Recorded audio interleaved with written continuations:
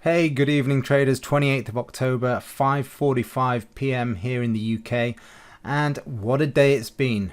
If you've been following our YouTube updates, you will have seen we were forecasting dollar strength into the US elections, and wow, have we seen that.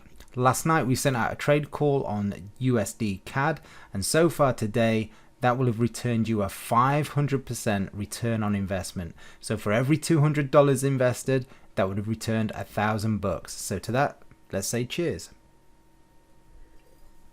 So what was the trade? Let's give you a little highlight on the trade and what we sent out. So this was the candle we were focusing on. This was the trade, effectively the third touch of the trend line, and then in line with our seasonal and dollar strength. So we were looking at the market coming into this little area here, and our third touch, and we've seen that market absolutely soar today. So you can see total return if you'd have held on to it the entire way. Let's have a look. Let's just bring that in. It actually amassed so far over a 12, well, probably if you'd have managed to take all of it, 13.5%.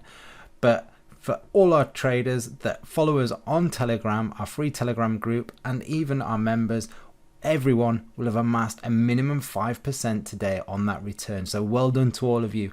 And for those of you that aren't following, you've got to make sure you are following us on Telegram. I'll make sure the link is in the comments below.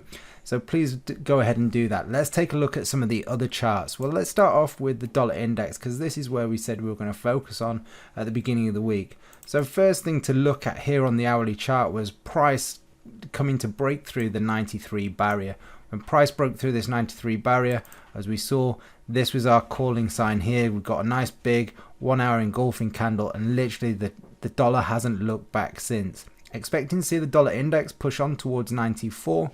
Now do remember that the dollar index doesn't have the New Zealand dollar or the Australian dollar involved in the pricing structure of the dollar index. So don't look at the Aussie dollar or the Kiwi and then relate it back to the dollar index, because that would just be incorrect information. I see too many educators saying to look at that. So we're expecting to see the dollar index push up into this area here, and obviously the main parameters for looking at the dollar index will be more heavily weighted to the euro and to the Japanese yen. So expect those markets to move in line with this. Obviously then you've got the Swiss franc, which is inversely correlated. So moving on, let's take a look at the euro. Can we expect to see some further downside for the euro? Well, I would say so, absolutely. You know, at the beginning of the week we were saying we wanted to see the market drop back down into this structure point here. One thing we've got to be careful of this euro 4-hour trend line is that the market doesn't just find a bit of a bid and we see the market rally back up into the 1.18s. If we do, then that's going to be a lovely opportunity to find some shorting trades around 1.18. So if we do get a relief rally, we'll be looking in this area for those shorts and sell that back down into the 1.16. Otherwise, we're looking short below the current 4-hour candle for that further sell-off momentum. Now, one thing to remember is that if we look, one of the things that we were highlighting was if the dollar index broke, that was one thing. The other thing was then looking at the US indexes. So we highlighted a couple of key areas to focus on. If they broke, then we would see money flow into the Japanese yen and the safe haven markets. So we saw 28,000, the barrier break on the Dow Jones, and since then we've now come down and test 26,600. This is going to be a key barrier for the Dow Jones. If the Dow Jones breaks through 26,600, expect to see some more severe downfall on the indexes, which will then obviously put some pressure onto the safe haven currency. So you'll expect to see the yen strengthen further, which trading the correlating FX markets will be looking at Aussie yen and Kiwi yen for further downside. But before you trade those markets, be wary, because we are at major structure on the indexes. If we head over to the S&P 500 right now, you'll see this has probably got a little bit further to go than the Dow Jones. So maybe you'll see the Dow Jones make a false break and the S&P head down towards 3,200. Expect, if that is the case, we'll see further downside on Australian yen.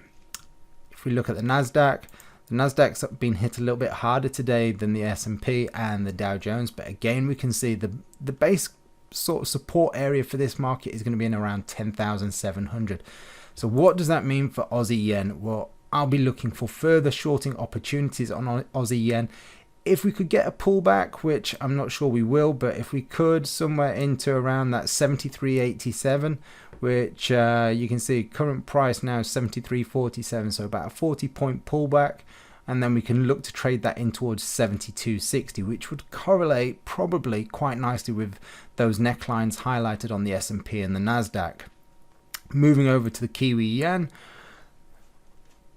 you can see price has found support here at 69.30. Let's just I'm just going to remove this trend line here and this trend line here. We find minor support where we currently sit, and we can see it's been quite wicky through that area. Now if we then look at the next structure point below, which is down at, let's just zoom that out, what's that, 68.70, so about 110 pips currently lower than where we are. But as an intraday trader, you're going to want to see price close below this level, so that's going to mean moving down the time frames, looking at the 4-hour chart, and we can see that price has now rejected this 69.40 zone. I'll just bring this down. You see price has rejected it on the 4-hourly, a break above this 4-hour candle, and you would probably see price push up. Now what I wouldn't be surprised to see would see price break this high, triggering in all those long traders looking for this market to continue, and then the indexes roll over and we see them all get stung. So watching for a break below 69.20, we could then look for trading opportunities short on Aussie yen and Kiwi yen. Moving over, obviously dollar CAD, this is the market at the moment. This is the one where we've hit the returns and the ball out of the park. When we see a market moves so impulsively like this, it's definitely time to take your money out of the trade right now once it's had such a big move. I'll be looking for a pullback into that 32.50, 32.40 area.